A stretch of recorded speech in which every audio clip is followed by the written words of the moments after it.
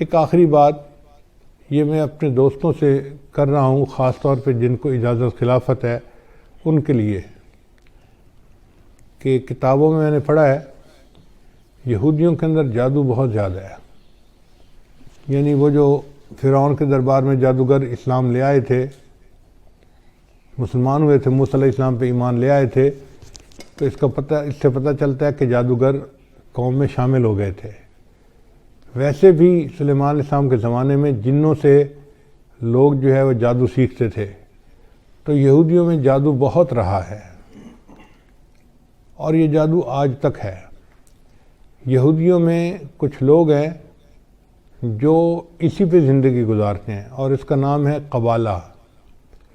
جیسے ہمارے دین اسلام میں نا تصوف کہ کچھ لوگ روحانیت کو بنانے کے لیے پوری زندگی خانقاہوں میں رہتے ہیں، محنت کرتے ہیں، بیعت ہوتے ہیں، تو دین اسلام میں جس طرح تصوف ہے، یہودیوں میں اس کے مقابلے میں قبالہ ہے، اور قبالہ جادو کو کہتے ہیں، اور یہ جادو مستقل کرتے رہتے ہیں. ان کا حال یہ ہے کہ نبی علیہ السلام کے زمانے میں ایک آدمی تھا جو منافق تھا، اس نے نبی علیہ السلام پر بھی جادو کیا تھا، اس نے اور اس کی 2 بہنوں نے، اور نبی علیہ السلام پر 6 مہینے اس کا اثر رہا تھا. پھر اللہ تعالیٰ نے بتا دیا تو نبی علیہ السلام نے پھر ایک چٹان کے نیچے ان کے بالوں کو دبایا گیا تھا، وہ نکلوائے اور جادو کا اثر ختم ہوا. پھر اس کے بعد معوذتین نازل ہوئیں اور اللہ تعالیٰ نے ہمیشہ کے لیے جادو کا توڑ عطا فرما دیا.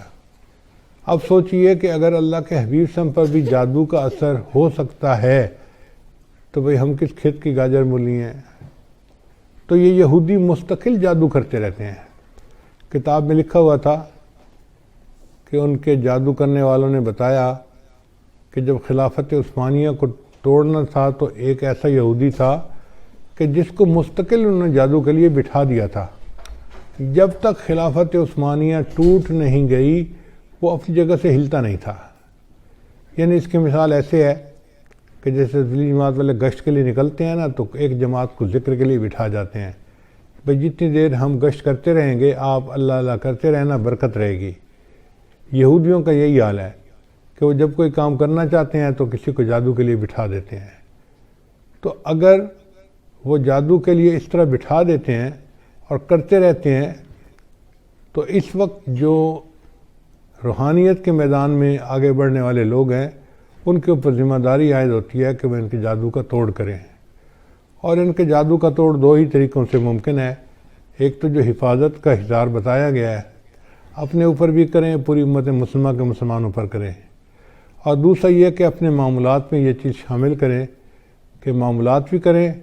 اور 15 منٹ آدھا گھنٹہ ان جادوگروں کے اوپر غائبانہ توجہ بھی ڈالیں کہ اللہ ان کے دل میں مسلمانوں کا رعب ڈالے اور ان کے شر سے اللہ مسلمانوں کی حفاظت فرمائے. تو اس میں ایک تو امریکہ کا جو صدر ہے اس کو بھی شامل کریں، اسرائیل کا صدر ہے اس کو شامل کریں، انڈیا کا صدر ہے مودی اس کو بھی شامل کریں، اور اس میں سارے اسرائیل کے یہودیوں کو اور ان کے خاص طور پہ جو قبالہ کے جو لوگ ہیں ان کو شامل کریں، تاکہ ان کے دلوں پر اللہ تعالیٰ مسلمانوں کا رعب بٹھائے اور ان کے شر سے اللہ تعالیٰ مسلمانوں کی حفاظت فرمائے. یہ ایک عمل ایسا تھا جو ابھی میرے علم میں آیا کہ اس کو کرنا ضروری ہے، اس لیے میں نے بتا دیا کہ خلفاء حضرات خاص طور پر اس بات کو سمجھیں اور اس ذمہ داری کو پورا کریں. یہ امت لاوارث نہیں ہے، اس کی ذمہ داری روحانیت کے مشائخ کے اوپر ہے، ہر سلسلے کے مشائخ کے اوپر ہے، مگر کم از کم ہم تو پورا کریں نا. امید ہے باقی اولیاء کرام اپنی جگہ پہ دعائیں کر رہے ہوں گے اور توجہ کر رہے ہوں گے،